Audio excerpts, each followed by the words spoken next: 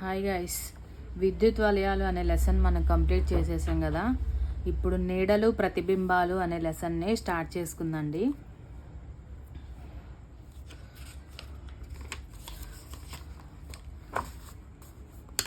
నీడలు ప్రతిబింబాలు.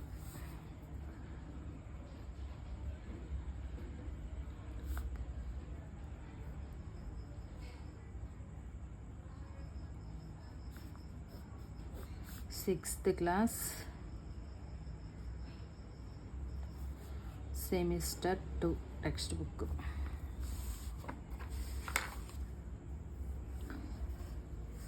ఈ నీడలు ప్రతిబింబాలు అనే లెసన్ ద్వారా విద్యార్థులు కాంతి వనరులను గుర్తిస్తారు, నీడను నిర్వచించి వివరిస్తారు, కాంతి నిరోధక, పారదర్శక, పాక్షిక పారదర్శక పదార్థాల మధ్య గల భేదాలను చర్చిస్తారు. ఏ ఏ వస్తువులు నీడను ఏర్పరుస్తాయో ఏర్పరచవో ఊహిస్తారు. వస్తువు కాంతి వనరు మధ్య దూరానికి నీడ పరిమాణానికి మధ్య గల సంబంధాన్ని వివరిస్తారు. తోలుబొమ్మలాట, నీడలతో ఆటలు, చేతులు ఉపయోగించి వివిధ రకాల నీడలను ఏర్పరుస్తారు. నీడ పరిమాణం, ఆకారం రోజులోని వివిధ సమయాలను బట్టి మారటాన్ని అవగాహన చేసుకుంటారు. చంద్రగ్రహణం మరియు సూర్యగ్రహణం ఏర్పడడాన్ని అవగాహన చేసుకుంటారు. రాజు ఒకరోజు సాయంత్రం బడి నుంచి ఇంటికి ఆలస్యంగా బయలుదేరాడు. అతను బయలుదేరిన సమయానికి రోడ్డుపైన వాహనాలు, రోడ్డుకి రెండు వైపులా ఉన్న భవనాలను, చెట్లను అతను చూడగలుగుతున్నాడు. అతను నడుస్తున్న కొద్దీ చీకటి పడుతుండడం వల్ల వాహనాలను, భవనాలను స్పష్టంగా చూడలేకపోయాడు. అతని ఇంటికి చేరేసరికి పూర్తిగా చీకటయ్యింది. ఇంటికి వెళ్ళాక అతను హోంవర్క్ చేయడం మొదలుపెట్టాడు. ఇంతలో కరెంటు పోయింది. అతనికి ఏ వస్తువు కనబడడం లేదు. అతనికి ఆశ్చర్యం కలిగింది. మీ గది తలుపు, కిటికీలు అన్నీ మూసి గదిని చీకటి చేయండి. బల్బ్ లేదా కొవ్వొత్తి వెలిగించి గదిలోని ఏదో వస్తువును చూడండి. మీరు చూస్తున్న ఆ వస్తువుకు మీ కళ్ళకు మధ్య ఒక అట్టను ఉంచండి. ఇప్పుడు మీకు ఆ వస్తువు కనిపిస్తుందా? కాంతి ఉన్నా కూడా ఆ వస్తువు ఎందుకు కనబడడం లేదు? అట్ట ముక్కను అడ్డుగా ఉంచడం వల్ల ఏం జరిగింది? ఆ వస్తువుకు మీ కంటికి మధ్య ఏ అడ్డు లేనప్పుడు అది మీకు కనబడింది. ఏదైనా అడ్డు ఉంచినప్పుడు వస్తువు నుండి మీ కంటికి చేరవలసిన దాన్ని చేరనీయకుండా అడ్డుగా ఉంచిన వస్తువు ఆపివేస్తుంది. మరి ఆ వస్తువు నుండి మనకు చేరేదేమిటి? బల్బు వెలిగినప్పుడు బల్బ్ నుంచి వచ్చిన కాంతి ఒక వస్తువు మీద పడి తిరిగి ఆ వస్తువు నుంచి కాంతి బయలుదేరి అన్ని వైపులా ప్రయాణిస్తుంది. ఇలా వస్తువు నుంచి బయలుదేరిన కాంతి మన కంటికి చేరినప్పుడు మాత్రమే మనం వస్తువును చూడగలుగుతాం. బల్బు నుంచి వచ్చే కాంతి వస్తువు మీద పడడం, తిరిగి వస్తువు నుంచి కాంతి బయలుదేరి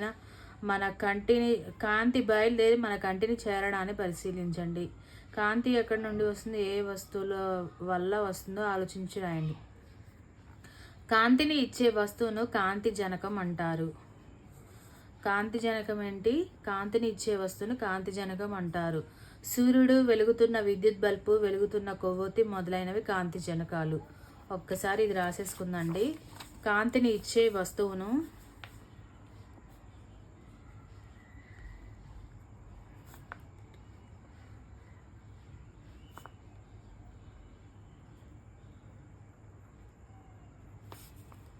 కాంతి జనకం అంటారు. ఎగ్జాంపుల్స్: సూర్యుడు, విద్యుత్ బల్బు,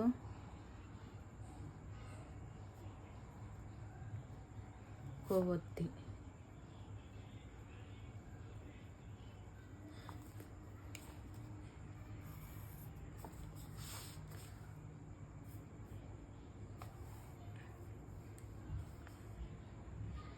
వెలుగుతున్న లేదా మండుతున్న ఏ వస్తువునైనా కాంతి జనకంలా పనిచేస్తుంది. కాంతి జనకాలకు మరి కొన్ని ఉదాహరణలు ఇవ్వండి. మీ నీడను మీరు చూసే ఉంటారు కదా. నీడను మీరు ఎప్పుడు చూశారు? పగటి వేళలోనా, రాత్రి వేళలోనా? సాధారణంగా మనం పగటి వేళలో నీడల్ని చూస్తుంటాం. మరి రాత్రి వేళలో నీడలు ఏర్పడతాయా? చంద్రుని వెన్నెలలో మీ నీడను చూడడానికి ప్రయత్నించండి. అదేవిధంగా రాత్రిపూట మీ ఇంటిలో విద్యుత్ బల్బులో వెలుగులో కూడా మీరు మీ నీడను చూడవచ్చు. సూర్యుడి బల్బు, వెన్నెల మరే ఇతర కాంతి లేనప్పుడు మీరు నీడ చూడడం సాధ్యమవుతుందా?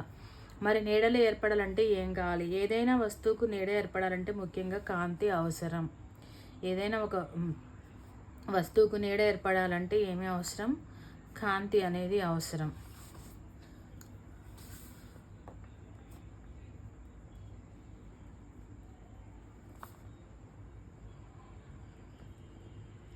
ఏదైనా వస్తువుకు నీడ ఏర్పడాలంటే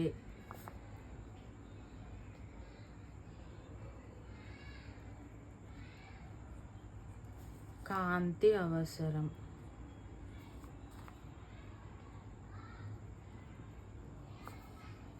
కాంతి అనేది అవసరం. అన్ని వస్తువులకు నీడలు ఏర్పడతాయి. సూర్యుని వెలుగులో కానీ లేదా టార్చ్ లైట్తో కానీ పుస్తకం, పెన్, డస్టర్, పాలిథిన్ కవర్, గాజు పలక వంటి వస్తువుల నీడలను ఏర్పరచండి. నేను ముఖ్యమైనవి చదువుతూ ఉంటాను. ఇవన్నీ చదువుతుంటే మనకు టైం వేస్ట్ అయిపోద్ది. బిట్ ఉన్న చోట, ఇక్కడ బిట్ ఉంది, ఇక్కడ మ్యాటర్ ఉంది అనుకున్న చోట చదువుతాను, గమనిస్తూ ఉండండి. మనకి టైం కొంచెమే ఉంటుంది కాబట్టి ఇవన్నీ చదువుతా. విద్యార్థుల కోసం ఇచ్చిన టాస్క్లు కూడా, ఈ కృత్యాలు కూడా చదువుతూ ఉంటే టైం వేస్ట్ అయిపోతుంది కదా. ఇంపార్టెంట్ అనుకుని ఇందులో నుండి బిట్ క్రియేట్ అవుతుంది, ఇది అడగొచ్చు మనల్ని అంటే మనకి ఇక్కడ మ్యాటర్ ఉంది అనుకున్న దాన్ని, మనకి అర్థం కావాల్సిన దాన్ని, మనకి యూజ్ అయ్యేదాన్ని చదువుతూ ఉంటాను. ఇవన్నీ చదవట్లేదేంటా అని అనుకోవద్దు. అంటే నేను మీకోసమే చదువుతున్నాను ఈ కృత్యాలు ఇవన్నీ. అంటే ఎవరైనా చేయాలి అనుకుంటారు కదా, సో వాళ్ళ కోసమే చదువుతున్నాను. టైం వేస్ట్ అవుతుందేమోనని నా ఉద్దేశం కృత్యాలు ఇవన్నీ చదవడం వల్ల. సో మ్యాటర్ని దగ్గర చదువుదామని అనుకుంటున్నాను. కాగితం, అట్ట, చెక్క, ఇనుము వంటి పదార్థాలు తమ గుండా కాంతిని ప్రసరింపనీయవు. కాగితం, అట్ట, చెక్క, ఇనుము వంటి పదార్థాలు తమ గుండా కాంతిని ప్రసరింపనీయవు. ఇటువంటి పదార్థాలు నీడలను ఏర్పరుస్తాయి. వీటిని కాంతి నిరోధక పదార్థాలు అంటారు. గాజు, గాలి వంటి పదార్థాలు తమ గుండా కాంతిని స్వేచ్ఛగా ప్రసరింపనిస్తాయి. కావున ఇటువంటి పదార్థాలకు నీడలు ఏర్పడవు. వీటిని పారదర్శక పదార్థాలు అంటారు. చూడండి, కాంతి నిరోధక పదార్థాలు తమ గుండా కాంతిని ప్రసరింపచేయని పదార్థాలను, తమ గుండా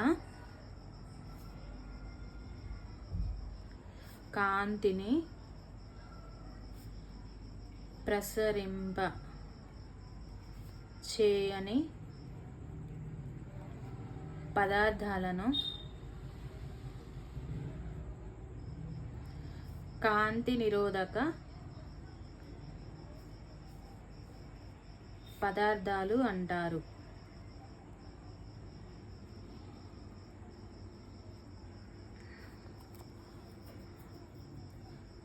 ఎగ్జాంపుల్స్ రాద్దాం. కాగితం, అట్ట, చెక్క, ఇనుము. ఇటువంటి పదార్థాలు నీడల్ని ఏర్పరుస్తాయి. ఇటువంటి పదార్థాలు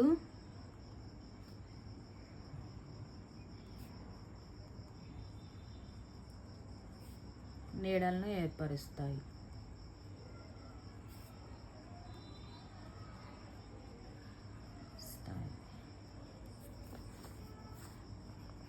ఇవి నీడలను ఏర్పరుస్తాయి అన్నమాట. అంటే కాంతి ప్రసరింప చేయని పదార్థాలైనవి నీడలను ఏర్పరుస్తాయి. తర్వాత తమ గుండా కాంతి ప్రసరింప చేసే పదార్థాలను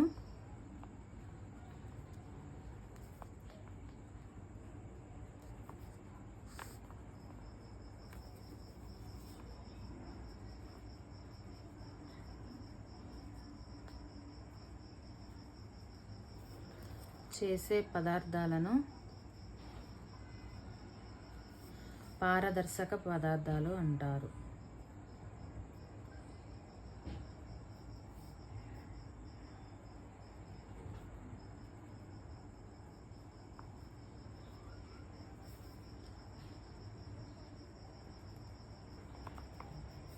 ఎగ్జాంపుల్స్: గాజు గాలి వంటి పదార్థాలు. వీటి ద్వారా ఏంటి నీడ అనేది, ఇటువంటి పదార్థాలు నీడలను ఏర్పరచవు. ఇటువంటి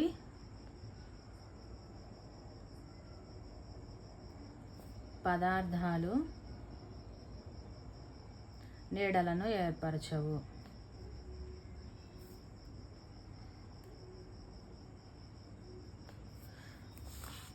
మీరు రాసుకున్నా రాసుకోపోయినా పాయింట్ గుర్తుపెట్టుకోండి. ఇవన్నీ మాకు వచ్చు అనుకుంటే ఇవి రివిజన్కి కూడా ఉపయోగపడతాయండి. ఎందుకంటే మనం ఒక సబ్జెక్ట్ చదివిన తర్వాత ఇంకో సబ్జెక్ట్ చదువుతాం, ఇంకో సబ్జెక్ట్ చదివిన తర్వాత ఇంకో సబ్జెక్ట్ చదువుతాం. సో దానివల్ల ఏంటంటే కొన్నిసార్లు గుర్తుండకపోవచ్చు, ఒకసారి జస్ట్ విన్నా కానీ మనకి రివిజన్ అవుతూ ఉంటుంది. పాలిథిన్ కవర్, నూనె పూసిన కాగితం వంటి పదార్థాలు వాటి గుండా కాంతిని పాక్షికంగా స్వల్పంగా ప్రసరింపనిస్తాయి. ఇటువంటి పదార్థాలు అస్పష్టమైన నీడలు ఏర్పరుస్తాయి. వీటినే పాక్షిక పారదర్శక పదార్థాలు అంటారు. వీటిని కూడా రాసుకుందాం గాయస్. నేను ఇక్కడ పాక్షిక పదార్థాలు అని చదివిన తర్వాత రాసుకుందామని చెప్పాను. ఇది చదివి ఏమైందంటే వీడియో ఏదో మెసేజ్ వచ్చి ఆగిపోయినట్టుందండి. నేను చూసుకోకుండా చదివేసి చదువుతున్నాను, నోట్స్ రాశాను, మీకు ఇవన్నీ చెప్తానే ఉన్నాను. లాస్ట్కి నేను చెక్ చేస్తే వీడియో పడలేదు. భలే పని అయింది. సారీ, ఏమనుకోవద్దు. నిజంగానే అలా జరిగింది. ఇంకోటి పాయింట్స్ అన్నీ రాసేసాను. నేను లెసన్ అయిపోయింది అని వీడియో ఆఫ్ చేద్దామని చూసేసరికి అప్పుడు స్టార్ట్ అయ్యింది బటన్ నొక్కితే. ఏమనుకోవద్దు. ఇక్కడ చూడండి, పాలిథిన్ కవర్, నూనె పూసిన కాగితం వంటి పదార్థాలు వాటి గుండా కాంతిని పాక్షికంగా స్వల్పంగా ప్రసరింపచేస్తాయి. ఇటువంటి పదార్థాలకు అస్పష్టమైన నీడలు ఏర్పడతాయి. వీటినే పాక్షిక పదార్థాలు అంటారు. పాలిథిన్ కవర్ ఇవి కొంచెం మాత్రమే కాంతిని ప్రసరింప చేయగలవు అనమాట. సో ఇటువంటి పదార్థాలను అస్పష్టమైన నీడలు ఇవి ఏం చేస్తాయి, అస్పష్టమైన నీడలు ఏర్పరుస్తాయి. వీటినే పాక్షిక పారదర్శక పదార్థాలు అంటారు. 3 రకాల పదార్థాలు ఉన్నాయి ఫ్రెండ్స్: కాంతి నిరోధక పదార్థాలు, పారదర్శక పదార్థాలు, పాక్షిక పదార్థాలు. కాంతి నిరోధక పదార్థాలు అంటే ఏంటి? వాటి గుండా కాంతిని ప్రసరింప చేయవు, బట్ నీడను ఏర్పరుస్తాయి. పారదర్శక పదార్థాలు అంటే ఏంటి? వాటి గుండా కాంతిని ప్రసరింప చేస్తాయి, అవి నీడలు ఏర్పరచవు. ఎగ్జాంపుల్స్ గాజు, గాలి ఇవి రాసుకున్నాం కదా.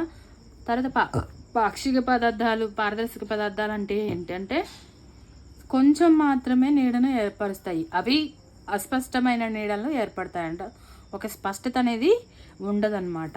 ఇక్కడ నేను ఇంపార్టెంట్ పాయింట్స్ మాత్రమే చదువుతాను, గమనించండి. నేను నోట్స్ రాసినవి.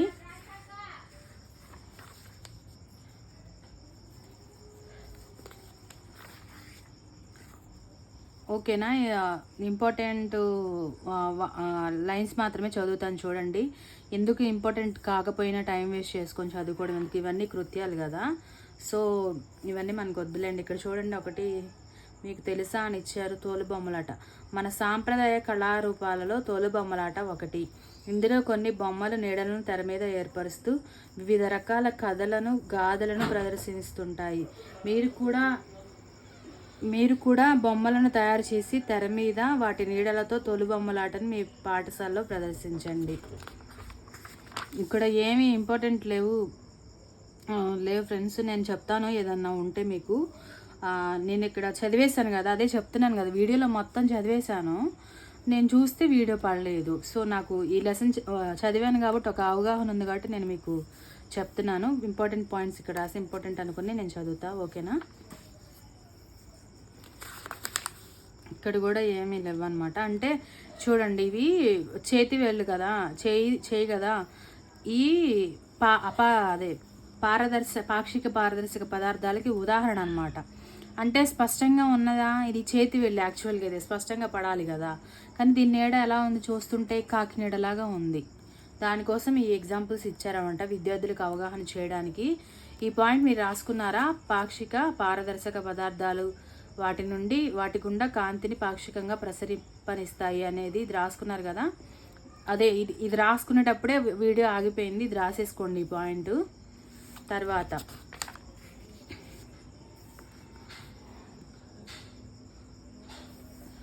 ఇక్కడ ఏమీ లేవండి ఇంపార్టెంట్. ఇవన్నీ కృత్యాలు అనమాట, విద్యార్థులకి అవగాహన కల్పించడానికి ఇచ్చిన కృత్యాలు. వీటిని మీకు ఇంపార్టెంట్ పాయింట్స్ ఉంటే నేను చదివేదాన్ని.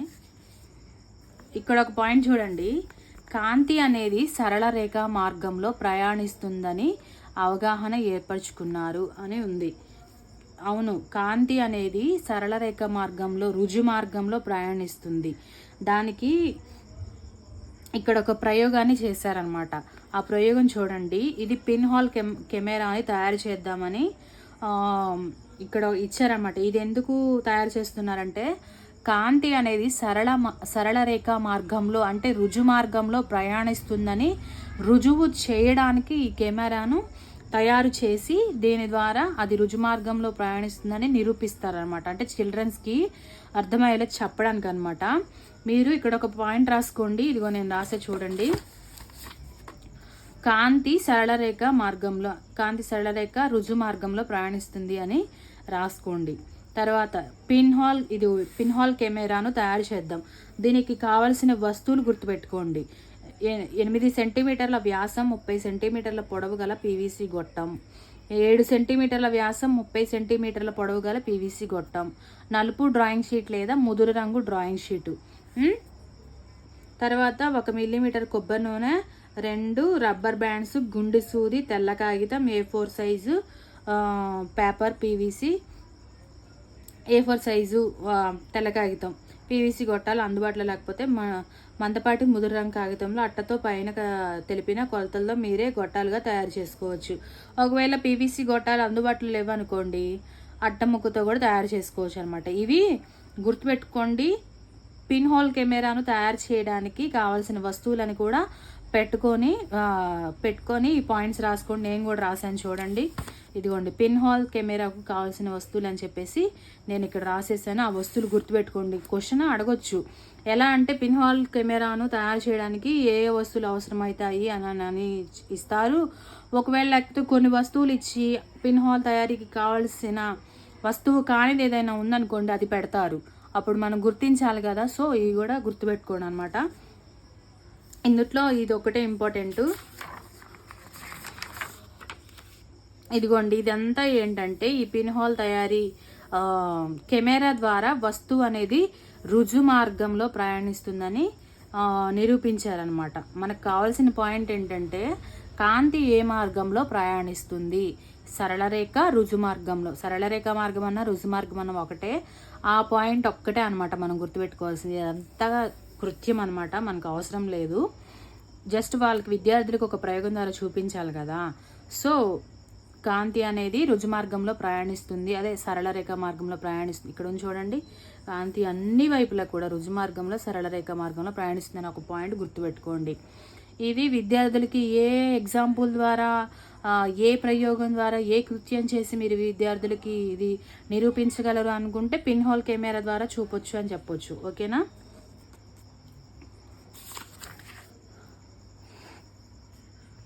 తర్వాత ఇక్కడ ఒక పాయింట్ అండర్లైన్ చేశా చూడండి. ఏదైనా వస్తువు మీద పడిన కాంతి తిరిగి వెనక్కి మళ్ళుతుంది. దీన్నే పరావర్తనం అంటారు. ఏదైనా ఒక వస్తువు వస్తువు మీద పడిన కాంతి అనేది తిరిగి వెనకకు మళ్ళితే దాన్ని పరావర్తనం అంటారు. ఈ పాయింట్ కూడా రాసుకోండి. ఈ పేజీలో ఇది ఒక పాయింట్ ఇంపార్టెంట్. తర్వాత ఇక్కడ ఒకటి గుర్తుపెట్టుకోండి, మనం చేసాం మనందరం ఇది. మీరు పగటిపూట సూర్యుని కాంతిని కూడా అద్దాన్ని ఉపయోగించి ఈ విధంగా పరావర్తనం చేస్తూ ఆటలాడుతూ ఉంటారు కదా. కానీ ఆ కాంతి ఎవరి కంటిలో పడకుండా జాగ్రత్తగా వహించండి. మనం అద్దం పెట్టుకొని సూర్యుడి అద్దంలో పడేటట్లు అద్దంలో సూర్యుని చూసేవాళ్ళం కదా. అలా చేయకూడదంటే, ఎందుకంటే దానివల్ల మన కంటికి దెబ్బ తగులుతుంది. ఇదే ఫ్రెండ్స్, ఈ లెసన్లో ఇంపార్టెంట్ పాయింట్స్ అయితే ఇవే. ఇంకోటి మీకు చెప్పాలి, నేను నా ఛానల్లో కమ్యూనిటీలో మీకు ఇంపార్టెంట్ లెసన్ అయిపోయిన తర్వాత వచ్చే ఇంపార్టెంట్ బిట్స్ ఉంటాయి కదా, వాటిని కమ్యూనిటీలో పోస్ట్ చేస్తున్నాను. వాటి ఆన్సర్ మీకు ఒక ఎగ్జామ్ లాగా, ప్రతిరోజు ఒక ఎగ్జామ్లా ఉంటుంది అనమాట.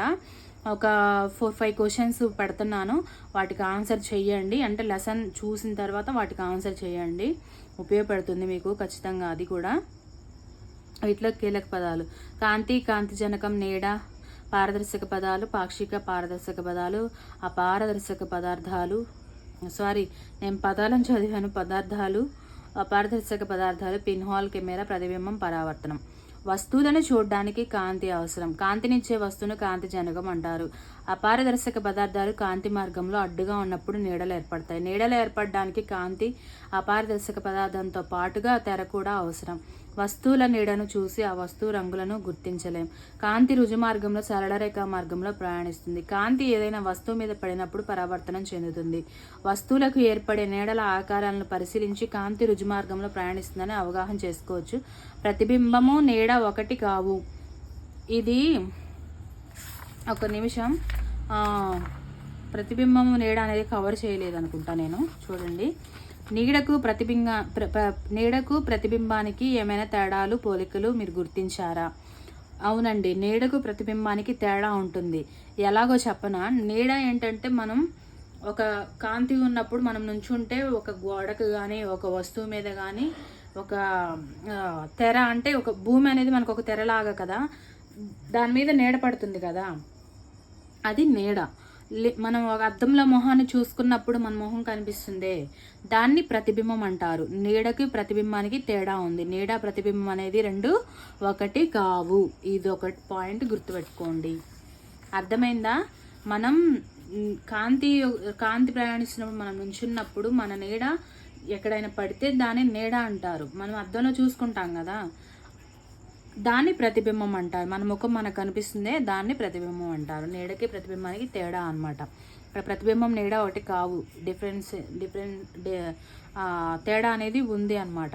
కాంతి రుజుమార్గంలో ప్రయాణిస్తుంది. కాంతినిచ్చే వస్తువును కాంతి జనకం అంటాం. ఏదైనా వస్తువు మీద పడిన కాంతి తిరిగి వెనకకు రావడాన్ని పరావర్తనం అంటారు. ఆకుపచ్చని చెట్టు యొక్క నీడ రంగు నలుపు. ఏ నీడ రంగు అయినా సరే నలుపే. సరైన సమాధానాన్ని గుర్తించండి. పారదర్శక పదార్థాన్ని గుర్తించండి. పారదర్శక పదార్థం అంటే ఏంటి? గాజు. అంటే కాంతి దాని నుండి ప్రసరిస్తే దాన్ని పారదర్శక పదార్థం అన్నాం కదా.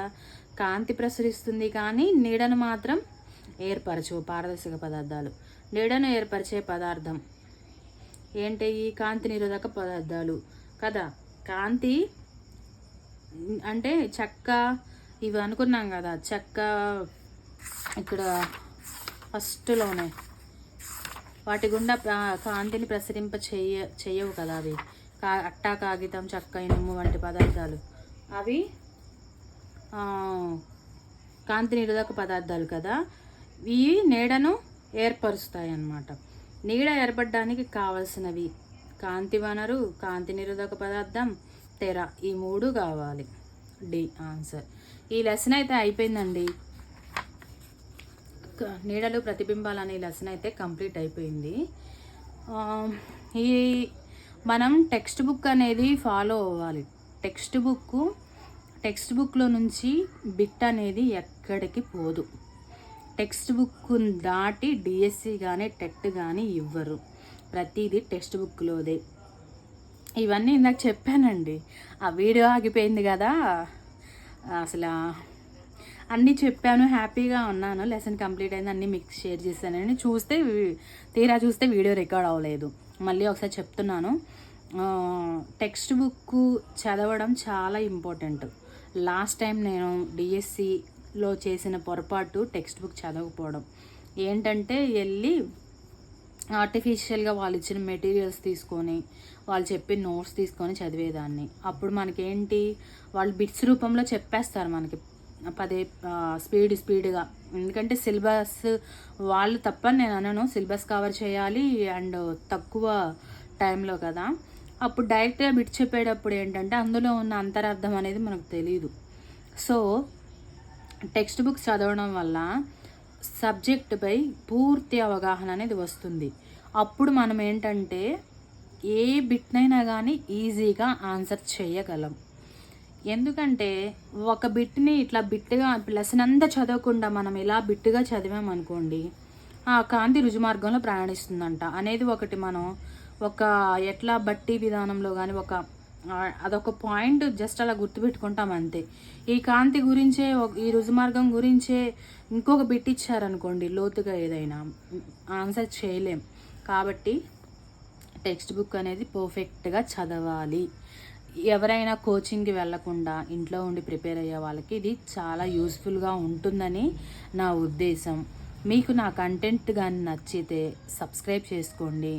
మీరు కామెంట్స్ ఇవ్వండి, నాకు ఇంకా సలహాలు ఇవ్వండి, ఇంకా లైక్ చేయండి. మీ ఫ్రెండ్స్కి ఎవరైనా యూజ్ ఉంటే షేర్ చేయండి, సపోర్ట్ చేయండి నన్ను. ఇంకా చాలా లెసన్స్, చాలా సబ్జెక్ట్స్ చదవాల్సినవి ఉన్నాయి, చదువుతాను. మనకి నోటిఫికేషన్ ఇచ్చేంత వరకు మనం చదువుకోవచ్చు. నోటిఫికేషన్ ఇచ్చిన తర్వాత ఏంటంటే బిట్స్ని గబగబా కవర్ చేసుకోవాలన్నమాట. ఓకేనా? నేను చదివేవి రాసేవి మీకు అర్థమవుతున్నాయి కదా. ఇంకా నేనేమన్నా కరెక్షన్ చేసుకోవాలనుకుంటే మాత్రం నాకు కామెంట్ రూపంలో చెప్పండి, సపోర్ట్ చేయండి. వీడియో చూసే వాళ్ళు తప్పకుండా ఒక కామెంట్ అన్నా ఇవ్వండి, ఎలా ఉందో ఏంటో నాకు ఒకసారి చెప్పండి. మీ ఫీడ్బ్యాక్ తెలుసుకోవాలని ఉంది. ఇంకా నేను మీకు కొన్ని వీడియోస్ ద్వారా డిఎస్సి గురించి ప్రాపర్గా చెప్దాం అనుకుంటున్నాను. అసలు ఎలా చదవాలి, ఏంటి, ఎప్పుడు నోటిఫికేషన్ ఉంటుంది, ఇవన్నీ కూడా చెప్తాను నేను మీకు వివరంగా. ప్రస్తుతానికైతే ఈ లెసన్ అయితే కంప్లీట్ అయిపోయిందండి. నీడలో ప్రతిబింబాలు అనేది రాసిన ప్రతి పాయింట్ గుర్తుపెట్టుకోండి. నేను కమ్యూనిటీలో పోస్ట్ చేసిన క్వశ్చన్స్కి ఆన్సర్ చేయండి. మీకు అవగాహన ఉంటుంది, ప్రాక్టీస్ ఉంటుంది, బాగుంటుంది.